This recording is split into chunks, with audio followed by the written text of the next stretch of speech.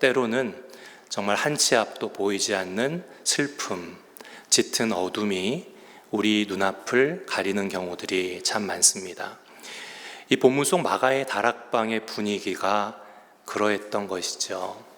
가룟 유다가 예수님을 이제 팔기 위해 나간 후에 그 닫힌 문으로 등불은 흔들렸고 제자들의 얼굴에는 걱정과 근심이 깊었습니다. 예수님께서 떠나신다라고 하시니까 3년이나 모든 것을 다 버리고 따랐던 그 예수님이 떠나신다는 그 사실에 제자들은 황망할 수밖에요. 그 마음이 모두 다 무너져 내리고 있었습니다. 그런데 그 어둡고 막막한 자리에서 제자 빌립이 용기 내서 그러나 절박하게 그 입을 엽니다. 주님, 그러시면 우리에게 아버지를 보여주십시오. 그러면 좋겠습니다. 아버지를 보여주시면 그것으로 족합니다. 이 빌립의 마음은요, 우리가 참 이해할 수 있어요. 눈으로 한 번만, 단 한 번만이라도 하나님을 볼 수 있다면 이 모든 불안은 끝날 수 있고 이겨낼 수 있다. 그런 논리입니다. 여러분 이해가 되시죠? 여러분 이것이 비단 그 다락방 제자의 외침뿐이겠습니까? 어쩌면 여러분도 해보셨을 질문 아닌가요? 험한 인생의 한복판에서 하나님 지금 어디 계십니까?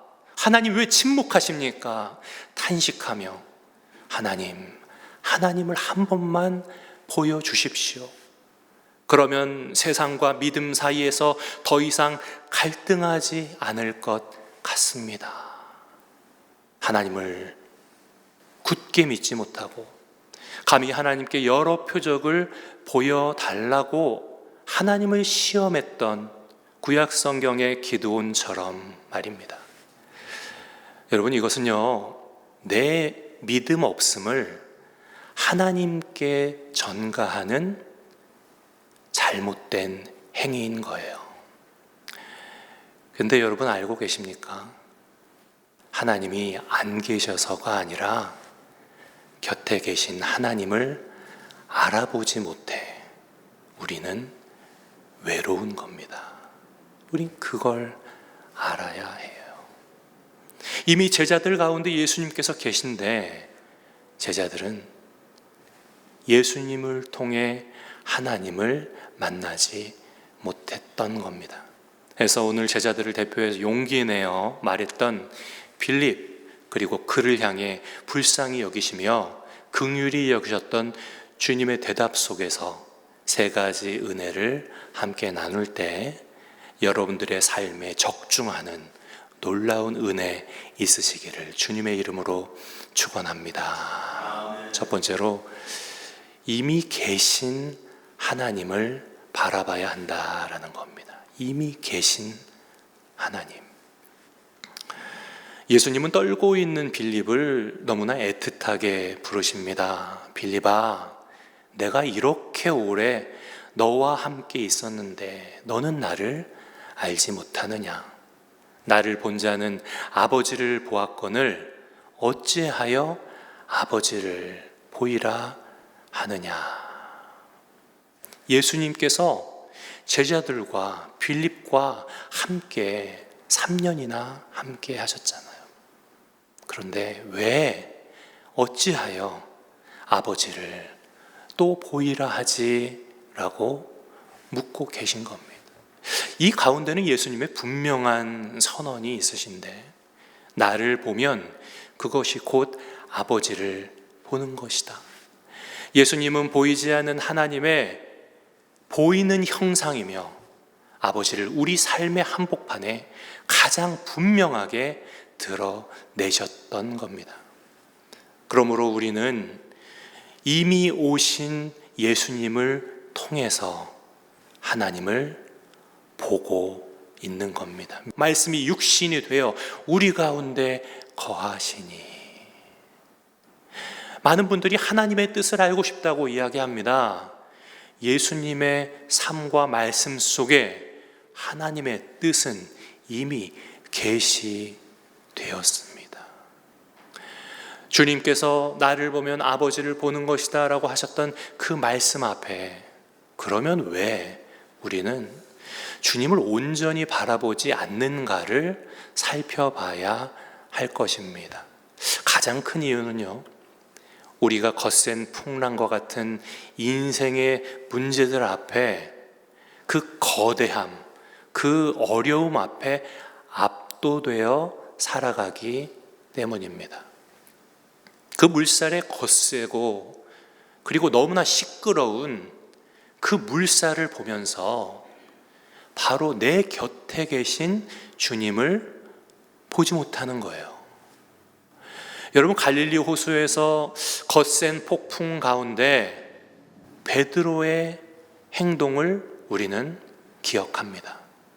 캄캄한 밤 파도 위를 걸어오시는 예수님을 바라보았을 때 베드로는 믿음의 발을 물 위로 내디뎠습니다. 그의 시선이 오직 예수님께만 고정되어 있을 때는 거센 풍랑조차도 밟고 서는 기적이 일어났던 것이죠. 하지만 자신의 뺨을 때리는 매서운 바람과 집어삼킬 듯 출렁이는 검은 파도를 바라보는 순간, 그러니까 주님을 향했던 시선을 바다로, 환경으로 돌리는 순간 그만 그 즉시로 깊은 바다에 빠져들고 만 것입니다. 여러분, 이미 계신 하나님, 그리고 우리에게 완전히 계시되신 그 하나님을 온전히 바라보십시오. 하나님만 바라보는 것이 신앙입니다. 여러분 잘 아시는 제2차 세계대전 당시에 코리텐 붐 여사라는 여성을 알고 계실 겁니다.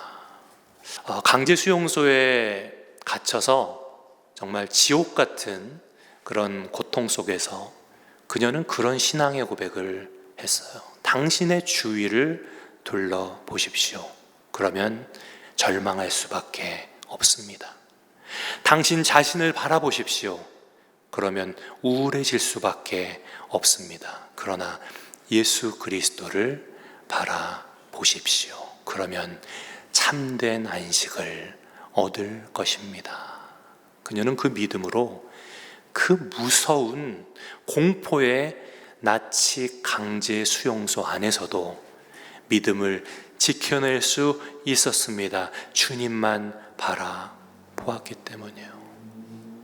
여러분, 그렇습니다. 풍랑이 일고 캄캄한 우리네 인생 속에 나의 시선이 과연 어디를 향하고 있나? 나를 둘러싼 절망적인 환경, 눈물 날 만한 일들, 내 내면의 두려움에만 머물러 있다면 그는 결코 하나님을 볼 수 없습니다. 내 삶을 뒤흔드는 세상의 파도가 있을지라도 거기에서 눈을 들어 말씀이 육신이 되어 우리 곁에 찾아오신 예수 그리스도께 나의 시선을 고정하면 우리는 하나님을 보는 것이고 우리 마음속에는 놀라운 평안이 임하게 되는 줄로 믿습니다. 살아계신 하나님만 보고 만나고 깊이 경험하는 풍성한 성도의 삶을 살아내실 수 있기를 부탁을 드립니다. 문제는 내 눈이 너무 흐리고 어두운 것인데 세상이 어지럽게 흐려놓은 내 눈을 말씀으로 맑게 닦으십시오. 그리고 우리 가운데 오신 예수 그리스도, 그분께만 우리의 시선을 고정할 때 하나님의 살아계심을 우리는 삶 속에서 생생하게 누리며 살게 될 것입니다. 두 번째로, 온전히 주님을 바라보는 것과 함께 주님과 친밀히 연합할 때 우리가 큰 일을 감당하게 되는 겁니다. 하나님께서는 하나님만 바라보는 자에게 이어서 12절에 놀라운 약속을 주시지요. 나를 믿는 자는 내가 하는 일을 그도 할 것이요 또한 그보다 큰 일도 하리니 이는 내가 아버지께로 감이라. 이 말씀을 말씀 문자적으로 들으면 오해할 수 있어요. 내가 주님보다 더 큰 능력을 바란다고? 이렇게 교만하면 수많은 이단들이 나오게 되는 거죠. 여러분, 이 말씀을 오해하지 마세요. 이 말씀은 그런 뜻이 아닙니다. 부족한 우리가 어떻게 주님보다 더 큰 일을 하겠습니까? 그렇죠. 이 말씀은요, 능력의 규모가 예수님보다 클 것이다 라는 뜻이 아닙니다. 예수님은 오셔서 일부 유대인들에게 복음을 전하셨죠. 그리고 십자가 대속을 이루시고 아버지께 가심으로 보혜사 성령이 오셨습니다. 이제 성령으로 충만한 제자들을 통해서 복음이 땅끝까지 퍼져 나가는, 그러니까 크기가 아니라 유대 복음을 전하셨던 예수님보다 더 광역적인 넓은 성령의 역사가 일어날 것임을 가르치신 겁니다. 그래서 사도행전 전체가 바로 이 말씀에 대한 가장 확실한 주석이 되는 겁니다.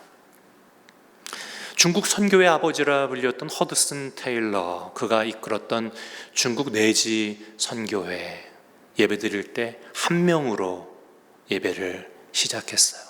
전도도 안 됩니다. 정말 이름도 빛도 없는 척박한 그 땅에 어떻게 하나님의 나라가 세워질 수 있을까 눈물로 기도하며 고백했던 그 선교사님의 고백은 하나님의 방법으로 하나님의 일을 하는 사람에게 하나님의 공급은 결코 끊어지지 않는다라는 믿음의 고백이었어요. 하나님의 방법으로 하나님의 일을 하면 하나님의 공급이 끊어지는 법이 없는 거예요. 제 목회의 삶 속에서도 늘 깨닫게 되는 정말 귀한 메시지입니다. 내 뜻과 내 방법이 아니라 내가 지금 하나님의 방법으로 하나님을 위해, 하나님 나라를 위해 하나님의 일을 하고 있는가가 중요한 것이지, 그 필요 조건만 충족되면 하나님께서는 하나님의 자녀에게, 하나님의 자녀들이 모이는 교회에 놀랍게 채워주신다라는 그 믿음이 있어야 하는 겁니다. 내 안에, 그리고 성전에 사람의 나라가 아니라 하나님의 나라만 분명히 세워지면 하나님이 모든 것을 더하신다, 그 약속을 우리는 붙들어야만 하는 것이에요. 걱정할 필요 없어요. 염려할 필요 없어요. 여러분 본인의 신앙 생활만 똑바로 하시면 됩니다. 제발 부탁드립니다. 그 본질만 분명하면 하나님이 알아서 지켜주십니다. 그런데 사람들 마음이 그렇잖아요. 자꾸만 잔꾀가 나고 내 방법, 사람의 방법으로 해보려 합니다. 이해는 되지만, 그러나 여러분, 내가 능력 없고 연약하고 빈손이더라도 그것으로 근심할 필요 없는 것은 하나님은 전능하신 하나님이시기 때문입니다. 오히려 나의 빈손이 축복의 자리가 됩니다. 빈손이 축복이에요. 가진 것이 없고 내가 너무 약하여 정말 쓰러질 것 같은, 그래서 주님밖에 없습니다 라고 고백하는 그와 같은 자세를 주님께서 기뻐하십니다. 약할 때 무엇 주신다고요? 강함 주신다. 여러분들의 삶의 빈자리, 가난한 자리에 하나님께서는 놀라운 일을 행하실 줄 믿습니다. 오직 내 자아를 십자가에 못 박고 성령님과 친밀히 동행하는 데만 힘쓰시면 됩니다. 우리 가정과 일터와 죽어가는 한 영혼을 위해 눈물을 흘려 기도하고 주의 복음을 힘있게 전하기만 하면, 하나님 나라를 구하기만 하면 거기 하나님의 은혜가 임해요. 그것이 약속이에요. 그 약속을 붙드는 귀한 믿음 있으시기를 주님의 이름으로 부탁을 드립니다. 바로 그때 예수 그리스도의 이름으로 구할 때 하늘 문이 열리게 될 것을 우리에게 말씀해 주고 있는 것이에요. 13절 14절 말씀에 예수님은 거듭 우리에게 약속해 주시죠. 뭐라고 약속하십니까? 너희가 내 이름으로 무엇을 구하든지 내가 행하리니. 주님의 이름으로 무엇을 구하든지 주님께서 행하시겠다. 연거퍼서 우리에게 말씀해 주세요. 그런데 우리가 이 말씀을 오해하지 말아야 합니다. 많이들 이 예수님의 이름으로 구하는 것을 기도하고 난 다음에 기도 끝에 예수님 이름으로라고 붙이기만 하면 소원이 이루어지는 신비주문쯤으로 여긴다는 겁니다. 여러분 어렸을 때 주말의 명화 좋아하셨어요? 한국에서 주말의 명화란 프로 제가 어렸을 때 참 좋아했는데요. 미국 방송이 나오는데 어린 제가 볼 때 이상한 게 있었어요. 분명히 청교도 이념으로 세워진 기독교 국가잖아요. 미국에서 선교사님들이 오셔서 한국에 복음이 전파되었고요. 그런데 식사 기도를 미국 가족들이 모여서 하는데 마지막에 예수님의 이름으로 기도합니다를 안 하더라고요. 굉장히 그런 경우가 많더라고요. 그냥 음식 앞에서 감사하면서 활짝 웃으면서 Thank you God, Amen 그냥 그러고 끝나요. 그래서 어린 제가 그 영화를 보면서 저거 틀렸다. 아니 기독교 국가에서 기도도 모르나? 교회에서 안 가르치나 했어요. 예수님 이름으로 기도합니다를 해야지. 그런데 철이 드니까 제가 너무 어려서 주님의 말씀을 율법적으로 오해하고 있음을 깨달았습니다. 여러분, 예수님의 이름으로 구한다는 게 뭐예요? 예수님의 이름으로 구한다는 것은 그분의 뜻에 합당하게 그분의 권세와 십자가의 공로만 의지하여 구하는 겁니다. 여러분, 그 진리를 가장 또렷하게 보여주는 장면이 사도행전 3장에 나오고 있는 것이에요. 베드로와 요한이 제9시 기도 시간에 성전으로 올라갑니다. 그 두 사람은 기도하러 가는 길이었어요. 그런데 성전 미문 앞에, 그러니까 예배당 입구 앞이죠, 우리로 치면, 나면서부터 완전히 걸어본 적 없는 한 사람이 앉아서 구걸을 하다가 두 사도와 눈빛이 마주칩니다. 그때 베드로가 뭐라고 말하죠?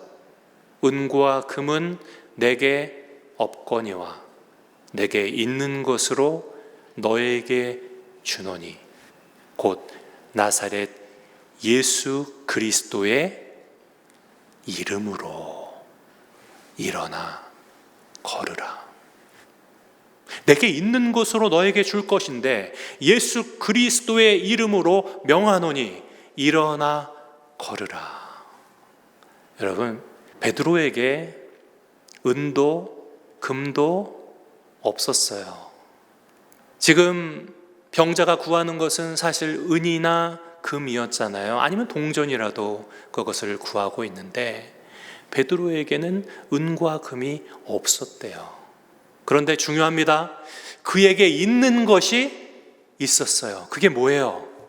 그의 안에 충만히 거하시는 예수 그리스도, 바로 그분이셨던 겁니다. 베드로는 그저 빈 입술로 주문을 외운 것이 아닙니다. 자기 안에 가득 찬 충만한 그리스도, 그 충만함에서 흘러나온 그분의 이름으로, 그분의 권세로 명령한 겁니다. 일어나 걸으라. 나사렛 예수 그리스도의 이름으로 명하노니 일어나 걸으라. 여러분, 그 의미를 이해하실 수 있으시겠어요? 여러분, 첫 번째로 베드로는 기도하러 가는 사람이었어요. 여러분, 기도하는 사람이 주님과의 사귐 속에 머무는 사람이에요. 쉬지 말고 기도하라, 그 뜻입니다. 끊임없이 기도하는 그 친밀한 관계, 그것이 바로 기도 응답의 핵심 포인트예요. 여러분, 주님과 벗되십시오. 날마다 더 깊이 있는 관계를 가지세요. 기도하십시오. 두 번째로, 그러자 그 끊임없는 사귐과 기도를 통해 사도 베드로 안에 뭐가 충만했다고요? 예수 그리스도가 충만했던 거예요. 베드로를 채우고도 흘러 넘쳤습니다. 세 번째, 그러자 그 충만함이 예수 그리스도의 이름으로 터져 나온 겁니다. 그것이 바로 주님의 말씀하신 놀라운 역사, 그것을 이루는 기도의 순서였던 겁니다. 여러분, 이것이 기독교의 기도예요. 여러분, 예수님의 이름으로 구한다는 것은 내 밖에서 빌려온 이름을 외치는 일이 아니라는 겁니다. 내 안에 충만하신 예수님의 이름과 권세로 구하는 거예요. 내 안에 충만해야만 가능한 거예요. 그것이 예수님의 이름으로 구한다는 비밀입니다. 너희가 그렇게 구하면 내가 행하리라. 무엇이든지. 여러분, 생각해 보십시오. 같은 이름이라도 낯선 사람이 내 이름을 부르는 것과 나와 한 몸 된 사람이 내 이름으로 무엇인가를 청하는 것은 그 무게가 다른 겁니다. 예수님의 이름으로 구하라는 것은 문자적인 의미가 아니었어요.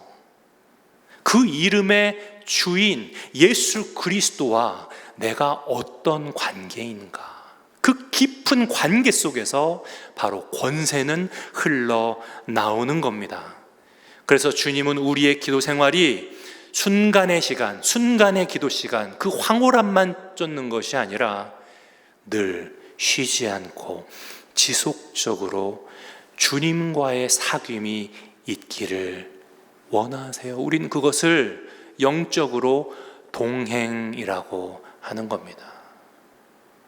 기도는 본질상 주님과의 깊은 사귐이기 때문입니다. 그래서 능력의 기도는요, 말씀을 듣는 기도예요. 주님 앞에 그 말씀을 듣고 충만한 기도입니다. 그리고 모든 것을 맡겨드리는 기도가 능력의 기도입니다. 내 정욕을 이루기 위해서 기도를 수단화하는 것은 이방인들이 하는 기도, 믿지 않는 자들의 기도예요. 여러분, 주님과 교제하면서 그분의 마음이 내 마음 속에 충만할 때, 내가 주님 안에, 주님이 내 안에 거하실 때, 내가 그 이름의 권세로 올리는 간구는 반드시 하나님의 영광을 드러내게 됩니다.